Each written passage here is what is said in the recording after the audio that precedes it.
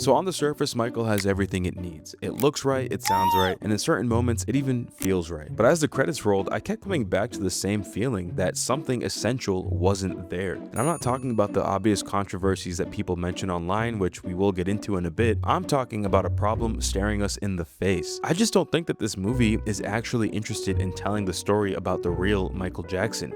In fact, I think it actively avoids the parts that make him noteworthy at all. We're talking about someone who reshaped music, performance, celebrity, and the entire scale of global fame. There is tension and scandal built into his story, whether the filmmakers want it there or not, and there's multiple angles that they could have taken that would result in something compelling. But the version we ended up with felt a lot less like a set of creative choices and more like something that's been deemed brand safe. And the movie didn't always look like this. There was reporting from journalist Matthew Bologna about an earlier version of the script that engaged much more directly with the 1993 allegations, framing them as extortion and positioning Michael as the victim. That version apparently had to be reworked because of legal restrictions tied to the settlement, which meant that those elements couldn't be depicted at all. And I'm not bringing that up to like litigate the past here, but once you know it, you kind of start to understand why this movie feels so off. Every rough edge is sanded down, every contradiction is simplified, and every moment that might complicate the image of Michael Jackson is redirected into something cleaner and easier to process. And it doesn't really feel like an interpretation of his life, it feels like they're trying to rewrite it. But there's another reason why the movie's like perfect icon approach feels so jarring. To understand the actual weight of Michael Jackson's life, you kind of had to remember who he was in the world, especially towards the end of his life. He wasn't just a legend, he kind of became a global punchline. You know, for nearly 2 decades, Michael was the favorite subject of every late night monologue, every tabloid cover,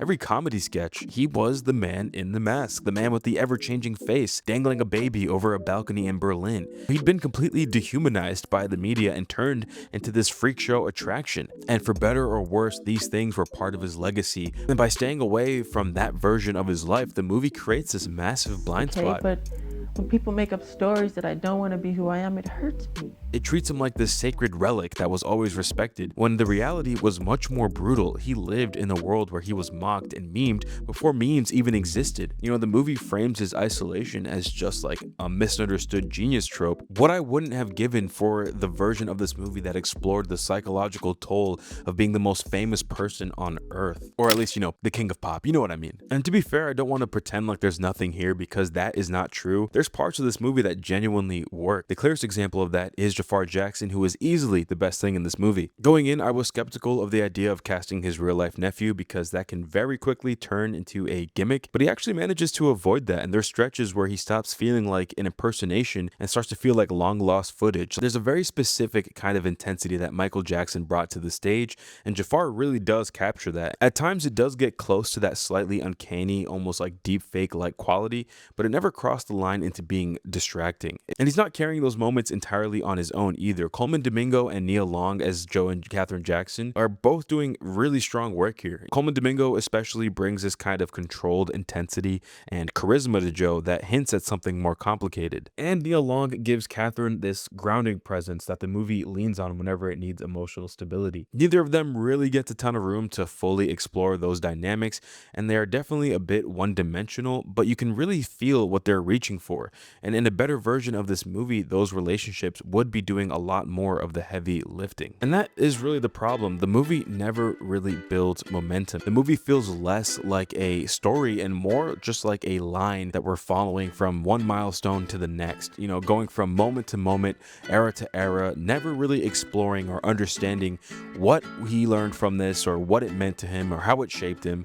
And it creates this effect where you're constantly moving forward, but you don't feel like you're going anywhere. It quite literally feels like a Wikipedia article where the bullet points of his life are just being presented rather than experienced. In other words, it gets boring. Where is the pressure of being famous at a young age? Where is his obsession and control that, you know, directed his performances? Instead of showing us how he made Thriller, you just showed us Thriller. If you're not going to get into the controversy and you're not going to get into his psychology, well, at least bring us behind the scenes. I think most of us remember that footage of the We Are the World recording sessions where Michael is visibly frustrated with the other artists who are not, you know, meeting the standards he expects. Just believe there's nowhere we can fall.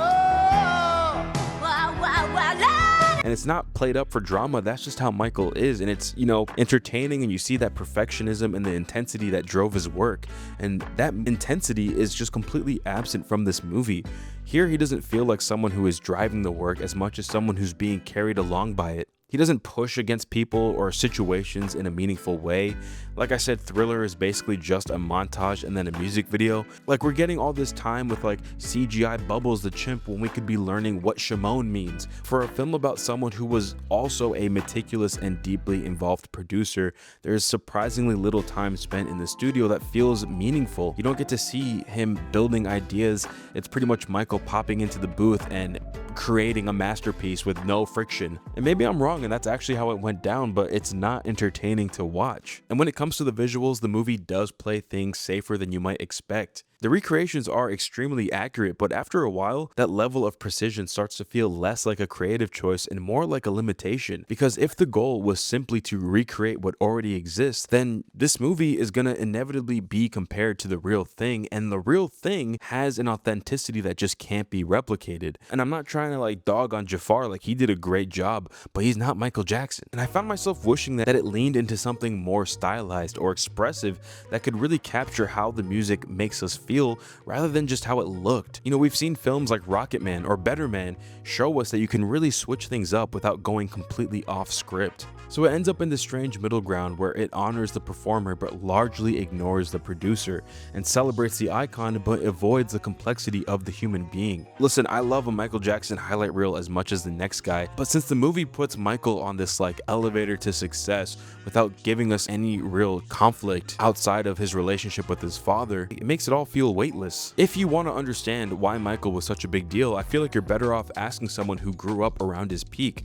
And if you want to experience what made him great, well, that footage exists on YouTube. What this movie needed to do was offer you something that you couldn't get anywhere else, and it never does. It chooses to play it safe, and for a subject like Michael Jackson, that might just be the least interesting choice they could have made. But anyway, let me know what you guys thought down below. Shout out the Jackson 5 Christmas album, and I'll see you guys next time. Peace!